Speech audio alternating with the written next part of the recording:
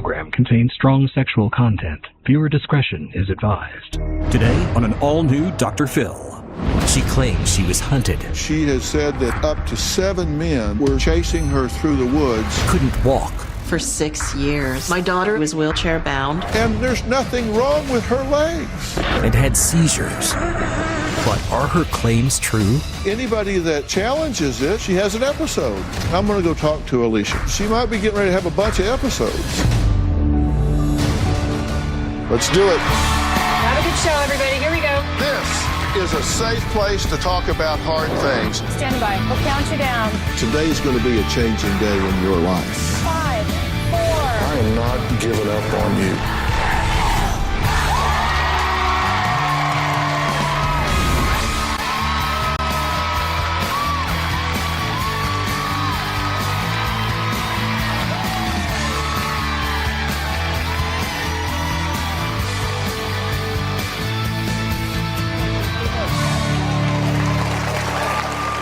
Well, today is a really tough case, one that I'm going to try to unravel and get to the truth. And we hear things about false memories and suppressed memories, and memories that come back after time. And I'm not exactly sure what we're dealing with here today. And every story that we do here is a teaching tool for millions of people that are watching. And I take these very seriously. I look at them clinically very carefully. We have an advisory board here. So we try to dissect these things. I think you're going to find this very interesting. Now, Kelly says that for years, her daughter, Alicia, has been on a downward spiral. And that includes spending more than 6 years in a wheelchair and having hundreds of seizures with paramedics being called to their home, sometimes almost daily. Now, Kelly says it's gotten so bad that her 24-year-old daughter has to sleep in their bed with them. But why? Well, Kelly claims all of this is caused by what Alicia describes as horrific sexual abuse that began at the age of 6. Now, Kelly says Alicia suffers from severe PTSD, and so she cannot be left alone for even a moment in case she has one of her episodes which leaves her unconscious, then dazed and confused. My daughter Alicia was horrifically abused and consequently suffers terrible PTSD where she relives the physical, the sexual, and the emotional abuse of many men. Her life is at a standstill. She's totally dysfunctional and dependent. She'll lay in bed all day. She'll forget to take her meds. I don't like taking the meds. I have an EpiPen with me in case anything happens. I have my weekly med trays. You have breakfast, lunch, supper, and bedtime. We rarely can leave Alicia alone because she has many physical symptoms, chronic vomiting episode after another, allergic reactions, trouble breathing. Sometimes her tongue swells right out of her mouth. For 6 years, she was in a wheelchair. She lost the use of her legs. She has seizures. She passes out. Come on, baby. Mama's trying hard to be calm, but you need to help me, okay? Come on. Paramedics have been called daily. That's a good pressure? Yes. She becomes unconscious. She dissociates, so she's actually reliving the horror of the abuse. So she'll be 6 years old in a trance, and she heads for the door yelling, "He's coming, he's coming." It's extremely difficult to watch my baby girl continually relive these horrors. Taking care of Alicia is a 24/7 job. We're totally depleted. Alicia doesn't sleep by herself. Husband Richard will hold her until she falls asleep in our bed. We have invested everything we had into our daughter's care. We've had to remortgage the house. All our retirement savings have had to be cashed in. We have nothing left to give. If we had known about the abuse, she wouldn't be living all this. It was the most important job we had, and we failed miserably.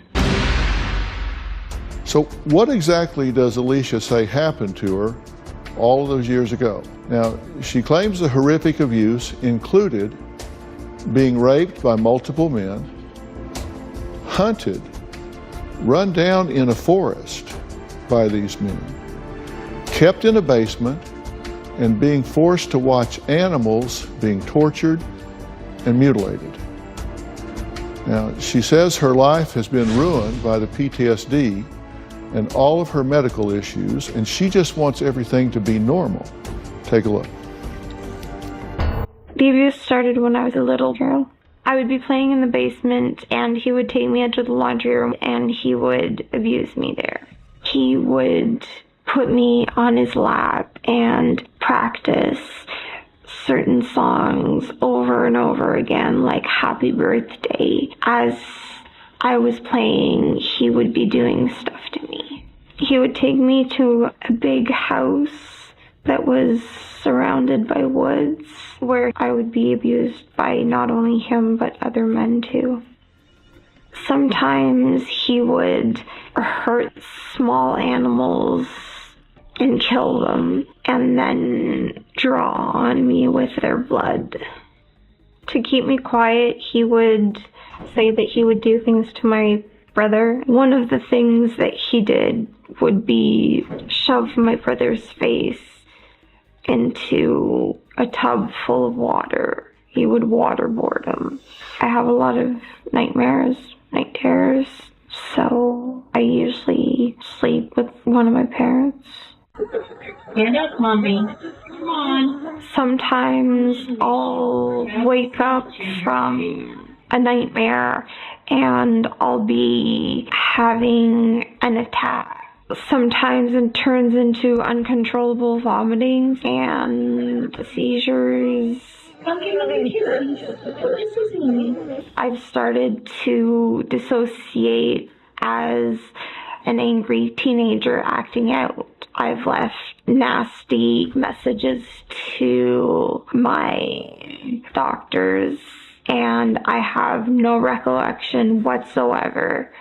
My biggest fear is not getting better, staying like this, that I won't be able to ever get a normal life.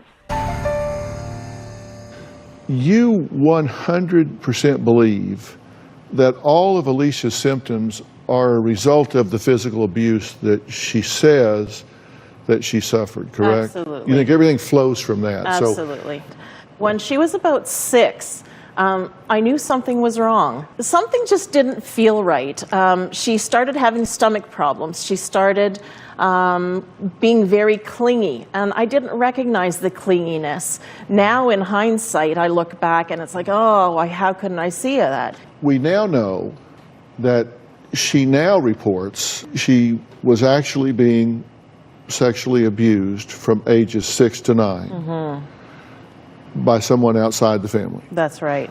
And then that stopped, 6 to 9, and it stopped. Right. Because access stopped. That's right. Okay, but then from 12 Yes. to 15, access started again. So this molestation starts again.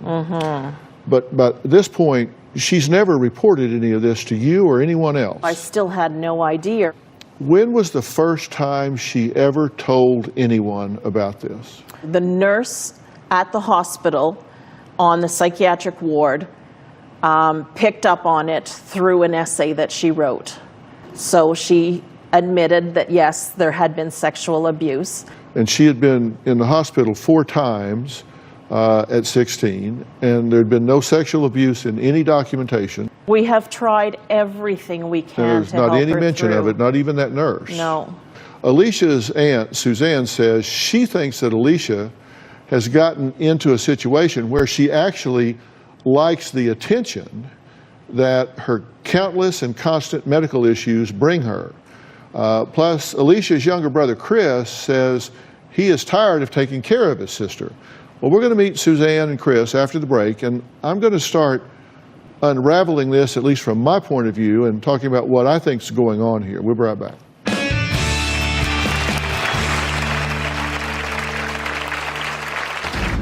I think Alicia might be addicted to attention. Alicia has been on so many medications, has seen so many doctors. Kelly is enabling Alicia by giving in to everything she wants. And later, We feel so guilty. that's right, she has been in a wheelchair for 10 years, and there's nothing wrong with her legs.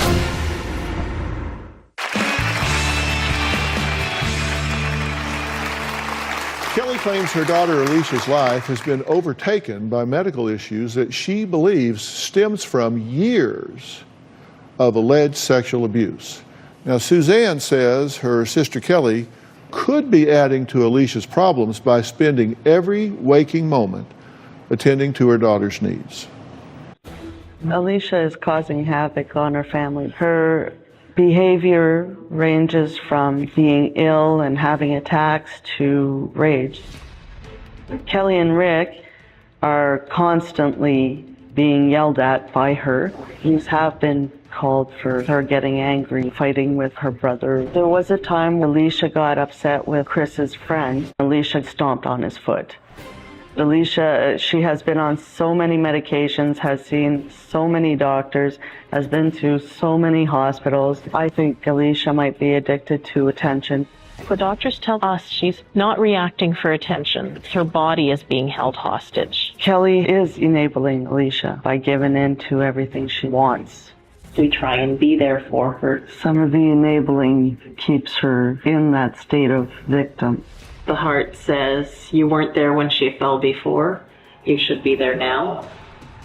I don't think she survived this abuse as a child to give up on herself as an adult. Alicia told me about a dog being microwaved and some of the body parts of the dog being used for the sexual abuse. Some of the stories are horrific, like they're unimaginable. She was basically pimped out to friends. This situation is completely debilitating to her. I think she needs to move on.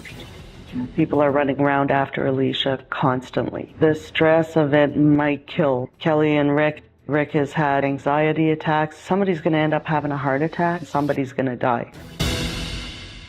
Alicia's younger brother Chris is also here. Now, he says he and his sister, well, he says they aren't even speaking right now, and he is tired of taking care of her, and now he's starting to have flashbacks too. My sister is very abusive verbally and physically. I'm just mad at the fact that she can't take responsibility for what she does that is wrong. She basically acts like a 5-year-old. I've heard her talk about her abuse, but I have not talked to her personally about it. When I was 4 years old, the abuser held my head underwater in the bathtub so that my sister would comply with him. Right now, I'm not even talking to my sister. If she tries to talk to me, I just ignore her and walk out the house. I cannot deal with that amount of stress in my life. You believe that whatever happened here has overtaken this whole family. The family is definitely overtaken by Consumed by everything. it. Do you agree, Chris? Our family's destroyed. There's no other way of putting it. The stress has gotten to you, Dad, right? It's Yes, sir. starting to pile up on you. Yep. We can't even have a normal day at work without us getting into a fight because of all the stress. And And she's I've kind of- remembering more and more every night when she goes to sleep. Right. And I put together kind of a timeline of the alleged abuse in the most general sense. At 6 years old, the alleged abuse begins and stops at 9. Then at 12 years old, access is gained again and it restarts. Then at 15 years old, it stops, but we've now medical 23 times, lots of pain control, follow-ups, okay? At 16 years old, this is when she supposedly admits the abuse to a nurse. She denies sexual abuse on discharge, but the diagnosis is conversion disorder and anxiety. Correct. But we're going to come back to this conversion disorder. At 17 years old, she's now in a wheelchair and she's going to remain there until she's 22. Now, to the hospital staff, she says that she's been molested and threatened at school in the bathroom. Yes. okay, and that she was raped on the family trip at the campground. Correct. Okay, and the abuser that supposedly raped her here at the campground is this same abuser from down here. Yes, it is. That shows up at the campground. That's right. Okay, and she was taken to the hospital and a rape kit was performed. Correct. And what happened about the results of the rape kit? I don't know what the results were. You know the result. Yes. The result was what? There was no physical evidence. So the police do a rape kit, and the result is she was not raped in the bathroom at the campground. That's their conclusion, Yes. based on the science of the rape kit. That's correct. All right, at 20, there's a new current therapist, and more memories start showing up. So at 22, she starts dissociating. Yes. So that means if this gets too close to her, then it's kind of what lay people would call a split personality. Right. Okay, at 24, which is now, she's a functional paraplegic without any neurological cause. Correct. Okay, which means that she's experiencing certain paralysis for which there is no known neuroanatomical structure to explain the paralysis. That's right. There's absolutely no reason Right. that she would have paralysis, but she does. Right. She has said that up to 7 men were chasing her through the woods Right. and would catch her and gang rape her. Correct.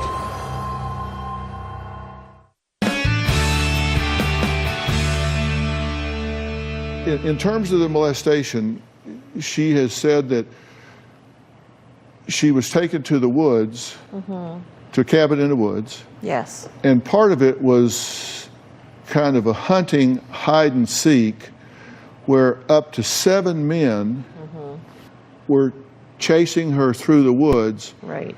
and would catch her and gang rape her. Correct. And she was how old at the time? 6, 7, or 8. Okay, 6, 7, or 8. So 7 men gang rape her in the woods, but you never saw any evidence of it when you'd bathe her or... Well, but that's the time that she started saying, Mom, I want to take my own bath. Okay, And I thought, but- well, that's normal, I guess. You know, she's but, growing listen, up. and I don't want to be... The worst thing in the world that can happen to someone that has been molested is for the people that are their soft place to fall to not believe them. Right. What a horrible thing. The people you go to keep you safe not believe you. Right. On the other hand, Yeah. if a 6-year-old says she's been hunted in the woods and gang raped by 7 men, it would be pretty hard to miss what the physical impact of that would be on a child, Right. right? I mean, we're talking torn tissues and hemorrhaging and ruptures, and Right. it'd just be horrific. Yeah. She said she was abused in the basement, abused in the laundry room. There was a bed. She witnessed her brother being waterboarded, that Russian roulette was played, dogs and cats were killed, dismembered, bones were used to paint her with blood. She was taken to different homes to be abused. She had to keep the other kids quiet. She was And pimped out because she witnessed him taking money from these other men before they had their turns. She has said that she was prostituted out for kids not being quiet. She was forced to have sex with other children. Correct. And have any of those other children come forward? Not yet. She's told me that she was in charge of helping them know what to do. And that bleach was used to clean her up. Correct. Okay. Now, But Christopher is starting to remember the physical abuse. So even if we don't believe all of it, there's some credence when a second child is saying Yeah, but I'm having nightmares. Okay. Well, she has said that there was a girl that was shot in the ankles, right? Yes. And have you I've only just heard of that in the last seen couple of months. Have you seen that girl with the... I've never, no. Okay. And what you remember is from 4 years old, right? Yes, sir. That's what's come back at this point. And you remember having your head held in the water? Yes, I remember him. I remember his hand on the back of my head, getting my head shoved into the water, and hearing my sister scream for him to let me go. And when I have these flashbacks when I'm sleeping, I can actually feel the water going down my throat. Yeah. Very, very sorry that you're experiencing that. Alicia claims that her abuse was so severe that now she has almost daily episodes that include fainting, seizures, her tongue swelling up so much that she gasps for breath. And a lot of these things that I mentioned, conversion. And I'm going to talk about what that means when we come back. And I'm going to talk about what I think's going on with the family. Then I am going to talk to Alicia in a bit, but we'll be back.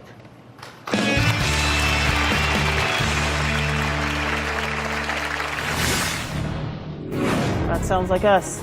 How do we get away from that? I'm not through. Okay. So we're trapped there. Closed captioning provided by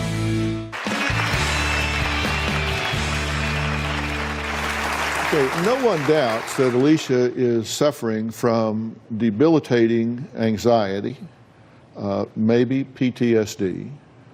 Her mother, Kelly, admits the lines could be blurred between Alicia's flashbacks, alleged abuse, and reality. Take a look. When Alicia reported the abuse to the police, they could not find any physical evidence of any of the abuse. It becomes he said, she said. They never charged the man. They had to let him go. We're not convinced that they even believe her. The kids at school used to say, oh, she's faking. When we were on a family vacation at a campground, we had just arrived, and she reported that she was attacked in the washroom by the same man. The police were called in. She had to be transported to the hospital for a rape kit. We weren't sure if she was having a flashback or the attacks were actually happening as she was reporting them. I've never heard of Alicia being raped at a campground. I have heard about Alicia saying that she saw him. I don't know whether it's true. I think because she's reliving this, it's difficult to tell reality from what's actually happening. Alicia says, no, it really did happen, and he really was there, but we don't have the physical proof. What could be causing this? Well, first off, one possibility is malingering, what's called malingering. Now, malingering is the intentional reporting of fabricated symptoms motivated by clearly recognizable goal, like money, avoiding responsibilities, or obtaining drugs. That's just when somebody's just making it up. Okay. Now, I can't diagnose your daughter because, first off, I've never met her. Right. And when I do, in order to properly diagnose her, I would probably need a couple of weeks to do that. So it would be improper and unethical for me to attempt to do that. But I'm going to tell you what process I would go through, and I could tell you that malingering would be crossed off my list instantly. Okay. I don't think your daughter is faking for 1 second. Thank you. I believe something has happened to your daughter. I believe that at some level, she has been violated in some way. Right. I would then consider what is called somatic symptom disorder. And somatic symptom disorder is when someone has abnormal thoughts or feelings and behaviors in response to perceived physical symptoms, even when there is evidence to the contrary. Like you're paralyzed, but there's evidence to the contrary. There's no reason for you to be paralyzed. And there are characteristics that go with that. There's disproportionate and persistent thoughts about the seriousness of one's symptoms. Right. Persistently high level of anxiety about health or symptoms. and there's excessive time and energy devoted to these symptoms or health concerns. Oh, that sounds like us. How do we get away from that? I'm not through. Okay. Okay, so We're trapped there. okay. Then also, what would be on my short list of considerations is conversion disorder, Yes. and every hospitalization you've had has talked about this, Yes. one way or another. And it's also called functional neurological symptom disorder, and it has 4 basic characteristics. A, one or more symptoms of altered voluntary muscle or sensory function, like voluntary Right. muscle movements. B, clinical findings provide evidence of incompatibility between the symptoms and recognized neurological or medical conditions. So whatever the symptom is, it's incompatible with the body. It's like Right. if somebody has an L5 disc and they say their shoulder hurts, no. Right, it doesn't L5 work. goes down the leg, not up the leg. It's incompatible. Right. Okay. C, the symptom or deficit is not better explained by some other medical or mental disorder. Right. And D, the symptom or deficit causes clinically significant distress or impairment in social, occupational, or other important areas of functioning. All of the above, check, check, So, check, check. and these, you can have these multiple diagnoses and they can all fit. If 7 men hunted her down in the woods and gang raped her, here's some good news. That didn't happen. Oh, thank you.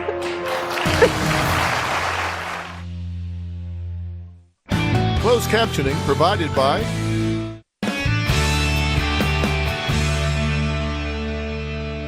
Let's assume she was a paraplegic. Yes. And it wasn't conversion. It wasn't something that she was creating She couldn't through her have belief system. come back. Let's assume she really was a paraplegic. Right. You are babying her Yes. we to are. the point that you are crippling her. If she truly was a paraplegic, you are crippling her further. Because we feel so guilty. That's right. You're treating her that way to make yourselves feel better and Right. causing her to not be able to function because you're parenting her out of guilt. She has been in a wheelchair for 10 years and there's nothing wrong with her legs. And these memories that are being dredged up here, let me tell you, I don't know how Kelly... if 7 men hunted her down in the woods and gang raped her, here's some good news. That didn't happen. Oh, thank you.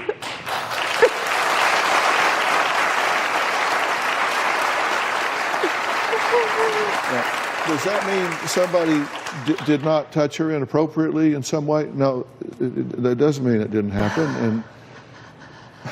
And more than likely, something probably did happen. We don't know what to do to get her out of it. Well, Other than scream, Dr. Phil. the first thing you got to do is start being honest with yourself. I asked you about the rape kit. Yes. You said, well, I'm not sure. Yes, you're sure. Okay. You know that the damn rape kit was negative. Okay. Stop telling yourself you don't know. Was she raped at the campground? No, she was not. Okay. That doesn't mean she's a liar. That just means that she's having trouble separating reality from fantasy right now. We have to help her with that. And what you said is anybody that challenges it, she has an episode. Yes. Okay, so she might be getting ready to have a bunch of episodes. And It's going to be an entertaining We'll half learn to deal with hour. that too. You know what? I'm going to take a break and I'm going to go talk to Alicia. And again, please hear this. I do not mean to trivialize that something very likely happened to her. And the fact that something happened to her, does it really matter whether it was this, or this? In a sense, no. What matters is that if she is distorting it in her mind, then you don't ever get to what you actually need to heal. If some jerk touched her and violated her, that's terrible. We need to focus on that, and we need to deal with that. It doesn't need to be embellished to get everybody's attention fully and completely. Now, I'm going to speak to her backstage because of what I just said. Anytime she's confronted or challenged, she has an episode and shuts down. She either dissociates and regresses, or she has a seizure. And this isn't about having a circus here in front of the audience. I'm going to speak to her privately backstage. You'll see it on the screens here. We do have medics on standby back there to be sure she's protected. So I'm going to go talk to her, hopefully in a very calm fashion, and see if we can get somewhere. We'll be right back.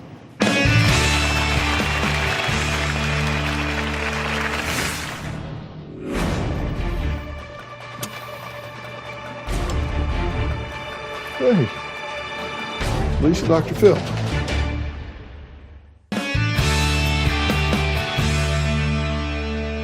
For the past 10 years, Alicia has suffered from seizures, is in constant pain, and even spent time in a wheelchair. Now, Alicia says she is haunted by the abuse that she claims happened to her as a child. Now, I have no doubt that something has happened to her. The important thing is to narrow down to what reality is, so that can be focused on and healed. Now, she's in the green room, and I'm going to talk to her now.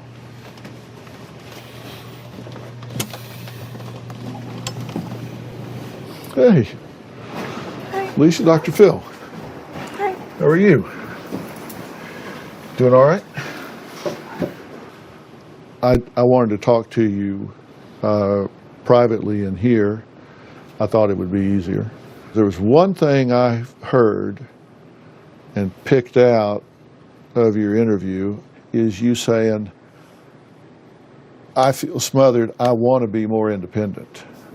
I want my life back, to be able to have healthy relationships, to have a family, to get a job. And my goal is to get you back there. That's what I want. Let's see what we can agree on, so I know how to start aiming some stuff. You would agree that you have had trauma, right?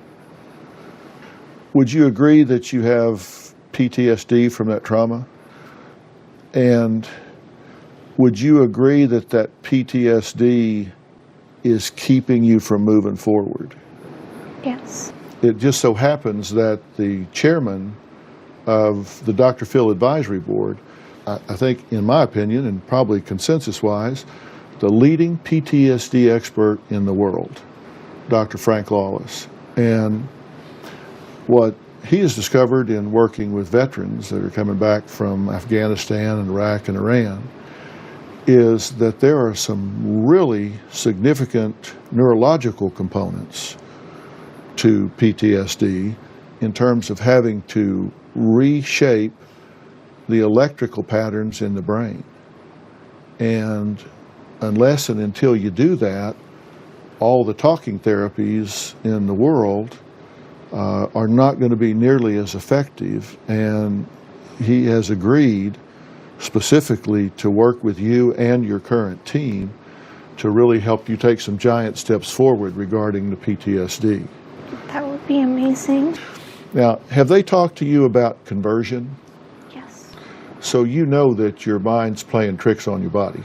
And you know that your mind can create scenes and images where it takes a little piece of this and a little piece of that, and a little piece of this, and put together a whole new painting that may be something that didn't happen at all, but it's pieces of things that did happen. So that has to be unraveled. And anxiety gets in the way because anxiety is a loop, a neurological loop in the brain. It's like going around a racetrack that doesn't have any exit ramp, but that's where the neurological gets involved. So I'm here to ask you this. Cycle. Two things. Number one, if I can get your parents to back off, Please. I mean back off and quit babying you so much and let you be the intelligent young woman you are you willing to let them and give them permission and encourage them to do that? Yes.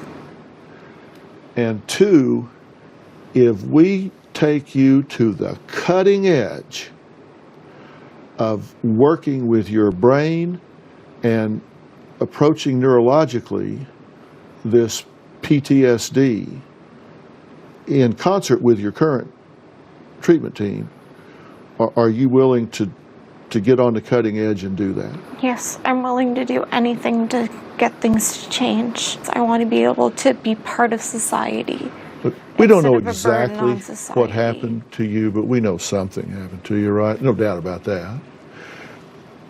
Your parents feel guilty because they missed it. Do you blame your parents for missing that?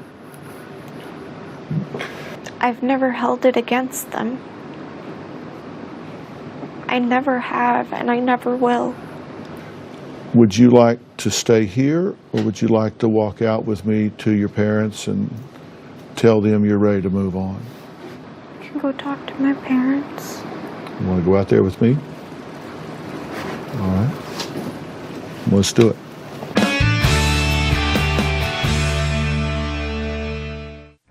Closed captioning provided by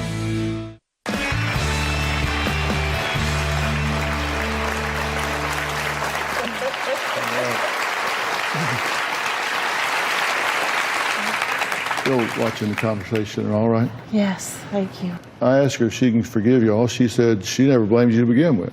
I know. We blame ourselves. And joining us on Polycom is Dr. Frank Lawless. He is chairman of the Dr. Phil Advisory Board. He's the co-founder of the Lawless Peavey P&P Center.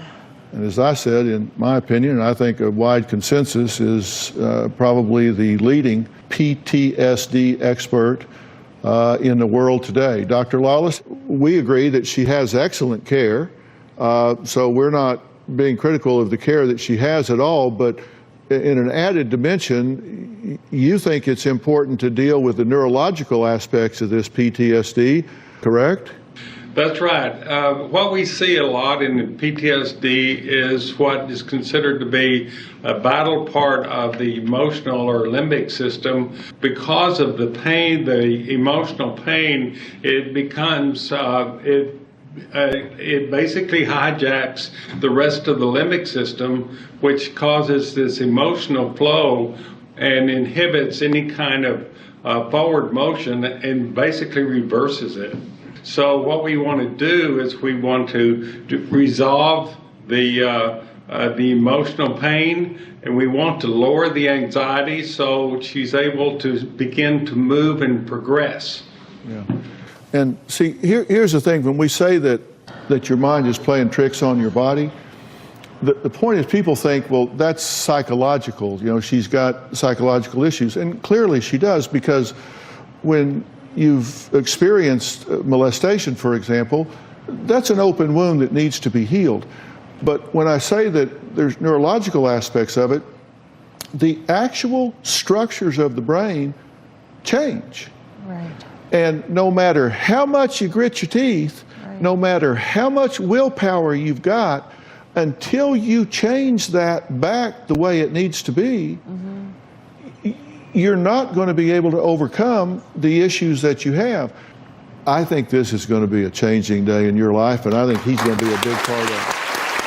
Okay? All right. I want to thank all of my guests for being here today, and a special thanks to Dr. Frank Lawless. Thank you, Dr. Phil. Thank you so very much. Thank you for making this happen.